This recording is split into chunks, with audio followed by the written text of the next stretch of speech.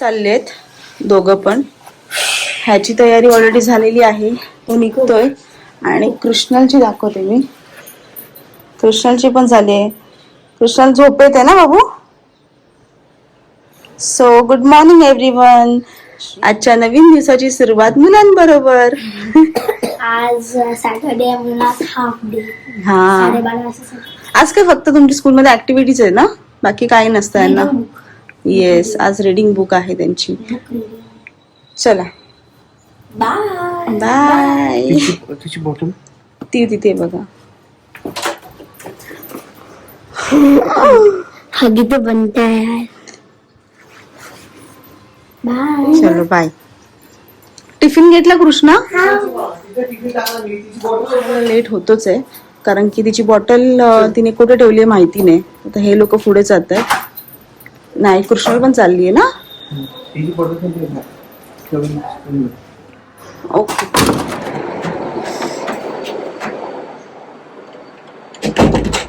आत्ताच मुलं शाळेला गेलेली आहेत आणि आता अशी दिवसाची सुरुवात आहे.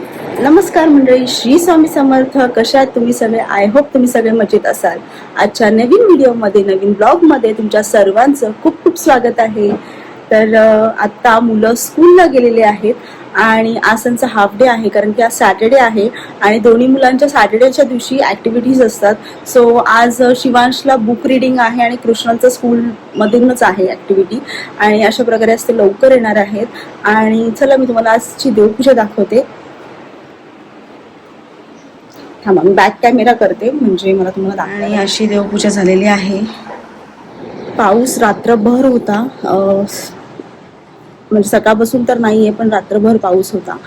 आणि मला लाईट्स बंद करू. Few moments later. मुलांचा हाफ डे असल्यामुळे मुलं आज लवकर येणार आहेत. तर आता थोड्या वेळात येतीलच. तोपर्यंत जे काही माझं जेवण थोडंफार राहिलंय, म्हणजे चपात्या वगैरे राहिले त्या मला करून घ्यायची आहे. इव्हन माझी एक भाजी राहिली करायची, ती सुद्धा करून घेते. आणि तोपर्यंत ते येतीलच. सो चला.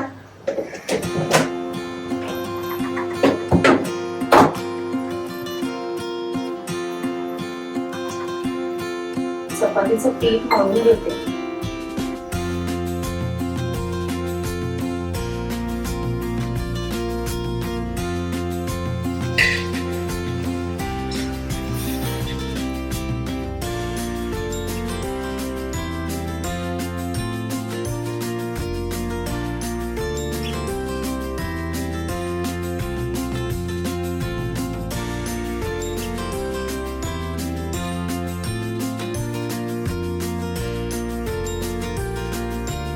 हॅलो, काय चाललंय? भाजी बनवते बटाट्याची. वा वा, आज बटाटा स्पेशल का? बनवली मी चवळीची भाजी पण आता थोडस कृष्णाला आज सॅटर्डे असल्यामुळे मुलांचं थोडस आवडीचं. हो, आता येतील थोड्या वेळात पोरं. आता थोड्या वेळात येतील. रोज. शिवांशच्या डॅडींना पण सुट्टी आहे. येस. माझा प्लॅन होता काहीतरी वेगळं बनवायचं, इडली नाहीतर डोसा. हा, पण उद्या बनवूया. उद्या संडे आहे. ऍक्च्युली त्याला पीस भिजवावं लागतं. मी अजून काहीच केलं नाही. सो हा, संध्याकाळी आरामात भिजव. ते कसं आहे, संध्याकाळी भिजवलं ना तर उद्या सकाळी ते मिक्सर मधून काढायचं आणि मग उद्या संध्याकाळी होणार असेल. ओके, मग रेडीमेड नाही आणू शकत का? नाही, मला त्यांचं आवडत नाही रेडीमेड. ठीक आहे, कारण की ते डोस्याचे चांगले असतात, पण जे इडलीचे असतात ना ते जसे पोट, त्याच्यामुळे. ओके. नाही, पण उद्या आता शिवांशला सुद्धा आहे ना, रोज म्हणत असतो की मला काहीतरी वेगळं पाहिजे. सो त्याला सुद्धा आहे ना, म्हणजे पोहे आणि उपमा आपण दरवेळी करतो. तो म्हणत होता की मला आहे ना आता ह्यावेळी उपमा किंवा पोहे नको आहे, काहीतरी वेगळं बनव मम्मा. सो उद्या खरोखर काहीतरी बनवूया वेगळं.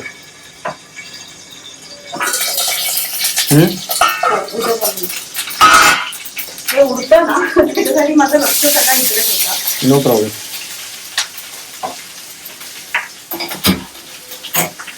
कृष्णाला रोज वरणच लागतं. तुला तिखट खाल्लं की हाफ होतं. म्हणजे ती खाते पण असं मुली आहे, पण तिला वरण खूप आवडतं, म्हणजे गोळी डाळ म्हणतात त्याला. आणि तिला पिवळे पदार्थ खूप आवडतात. बटाट्याची भाजी, परत डाळी, गोडी डाळ असते. तिला फरसबीची भाजी पण आवडते. फरसबीच्या भाजीचा तुम्हाला एक कन्सेप्ट सांगतो. आमच्या शेजारी देशमुख काकी आहेत, ज्यांच्याकडे कृष्णाल कायम असते, म्हणजे जाते ती. तर तिला एकदा त्यांनी सांगितले की तिला थोडंसं असं बरं वाटत होतं, ताप येत होता. मग त्यांनी तिला सांगितले की ही त्यांच्याकडे त्या दिवशी फरसबीची भाजी बनलेली. तर त्यांनी तिला सांगितले की ही भाजी खाली तुला तापात येईल, तुझा ताप बरा होईल. तेव्हापासून ती फरसबीच्या भाजीला तापाची भाजी म्हणते. तापाची भाजी असेल तरच मी जेवणार. म्हणजे कसं आहे की लहान मुलांच्या डोक्यात तो एक आता म्हणजे ऍक्च्युली कोणाच्याही डोक्यात तो बसतो एक पॉइंट, की जे फर्स्ट इम्प्रेशन असतं ते फिट होऊन जातं. त्याला तापाची भाजी बोलते. सो ती दरवेळी फरसबीच्या भाजीला तापाचीच भाजी म्हणते. तापाची भाजी आहे का, तापाची भाजी आहे का.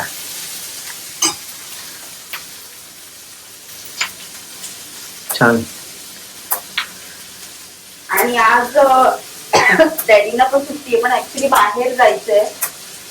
पण पाऊस पण आहे आणि मग पॉसिबल कमी आहे, कारण पावसामध्ये परत भिजणार आणि मग सर्दी खोकला हे सगळं चालू होतं मुलांना. ते नको आहे.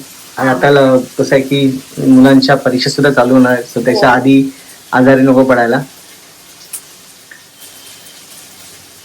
त्यावेळी ना वारीचं मी बघितलं, म्हणजे आम्ही रोज बघतो. ह्यांचं आहे आदेश बांदेकरांचं यांचं आदेश विश्व चॅनेल आहे. त्याच्यावर वारीचा खूप चांगला व्हिडिओज असतात, ज्यामध्ये ते सुद्धा सध्या वारी करतायत. आणि इतकं मस्त वाटतं ते. म्हणजे ते व्हिडिओ बघून आहेत ना, मला असं वारीला गेल्यासारखं वाटतंय. येस, वारीचा अनुभव घर बसला होतो आपला. आम्ही सुद्धा दरवर्षी म्हणत असतो की आम्हाला वारीला जायचंय. आम्हाला जायचं तर आहे, पण आता मुलांच्या पण दरवर्षी पुढच्या वर्षी होत आहे. कारण की बघा आता 24 तारखेला हळूहळू तो एक्झॉस्ट फॅन लाव ना.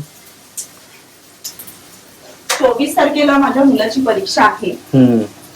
आणि 25 तारखेलाच हे आहे. आणि मग असं दरवर्षी होतं, काही ना काहीतरी असतं आणि आम्हाला जायला मिळत नाही. तो मगाशीच मी यांना बोलली की आता नाही, पण मुलं मोठी झाल्यानंतर तरी जाऊया, म्हणजे अजून त्यांच्या लाईफ मध्ये ते बिझी झाल्यानंतर तरी जाऊया. म्हणजे एकदा तरी वारी करायची आहे आम्हाला, खूप इच्छा आहे. आपण म्हणतोय पण त्याला योग यावा लागतो. नाहीतर आपण आता म्हणतो की मुलं मोठी झाल्यानंतर, पण त्यावेळी सुद्धा काहीतरी लाईफ मध्ये असणारच. ह्यामध्ये बिझी, त्यामध्ये बिझी.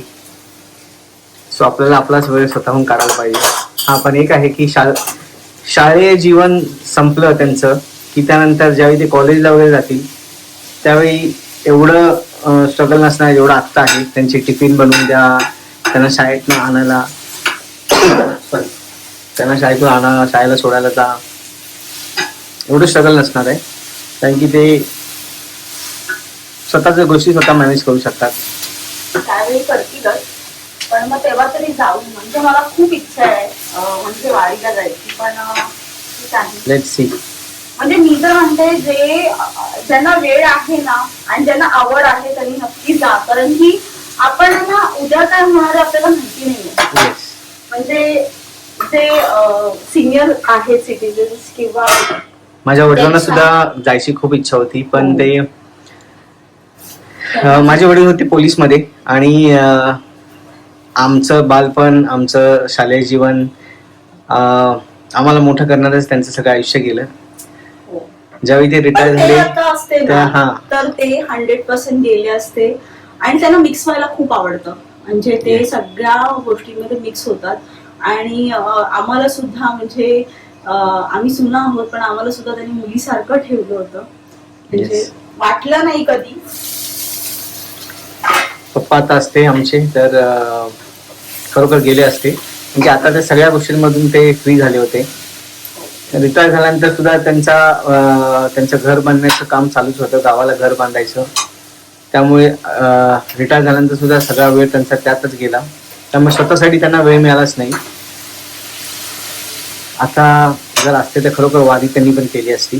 आणि मुख्य म्हणजे फिरायची आवड पाहिजे, जायची आवड पाहिजे. ती माझ्या सासऱ्यांमध्ये होती, आणि ते सगळं करायचे. म्हणजे जेव्हा ते होते तेव्हा ते सुद्धा फिरायचे. म्हणजे ते कोल्हापूरला राहत होते, आमचा बंगला त्या बंगल्यामध्ये ते राहत होते.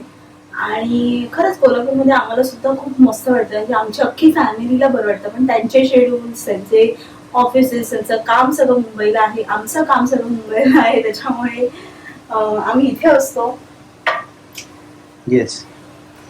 पण ज्याला खरोखर वेळ आहे जायला त्यांनी खरंच जा.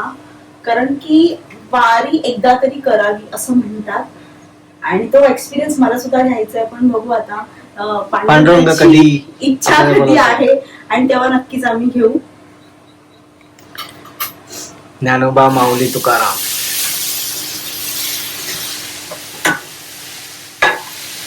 हो, पण आम्ही आषाढी एकादशी या इथे सुद्धा खूप चांगल्या पद्धतीने सेलिब्रेट करतो.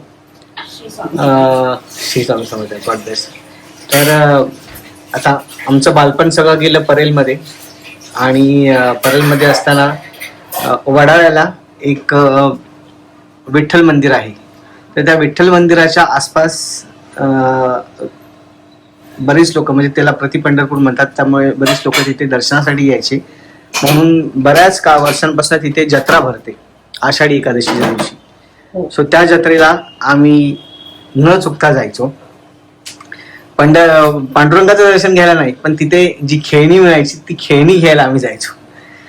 त्यामुळे तो दिवस आम्हाला खूप चांगला लक्षात आहे.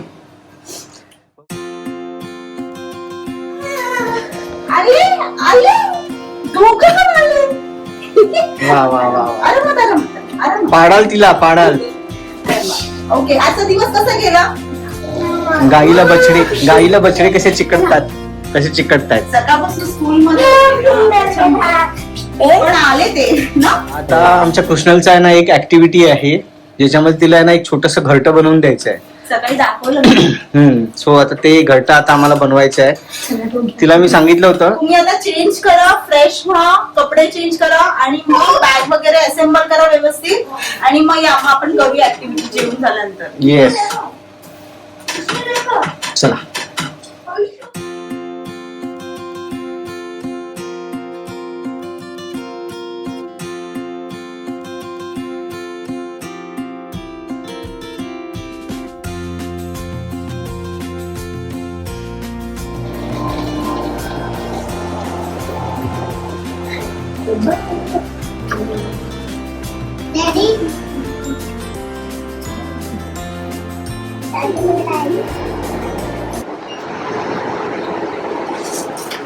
आज सगळी फॅमिली एकत्र जेवणार आहोत. शिवांश पण आहे. शिवांशने ओव्हन मधून पापड काय भाजलेले आहेत ना, आणि थोडे बघा ते करपलेले आहेत असे. ठीक आहे, आम्ही खाऊ तरी सुद्धा. असंच मुलं हळूहळू सगळं शिकतात. आणि कृष्णलचं पण तुम्ही बघू शकता. कृष्णल, चला जेवायला. हा,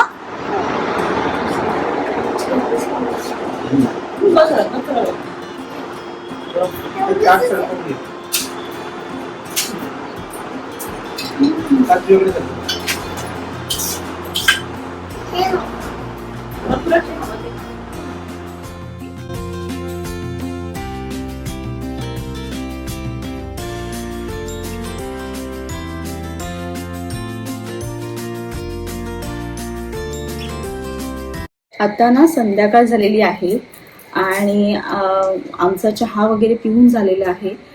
पण कृष्णल अजून झोपलेली आहे. तर ती तुम्हाला ऍक्टिव्हिटी दाखवायची होती जी ते लोक घरी करणार होते, जी नेस्टची ऍक्टिव्हिटी होती.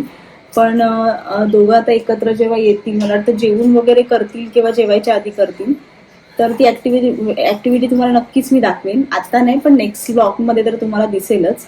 आणि आता मी पुढच्या जेवणाची तयारी करते. शिवांश आतमध्ये मस्त खेळतोय आणि कृष्णल आतमध्ये झोपलेली आहे. सो असा गेलेला आहे आजचा दिवस. आणि आजचा व्हिडिओ मी इथेच एंड करत आहे. आजचा ब्लॉग तुम्हाला कसा वाटला नक्कीच मला कमेंट सेक्शनमध्ये सांगा. आणि माझ्या व्हिडिओला लाईक करा, शेअर करा आणि सबस्क्राईब करायला विसरू नका. श्री स्वामी समर्थ.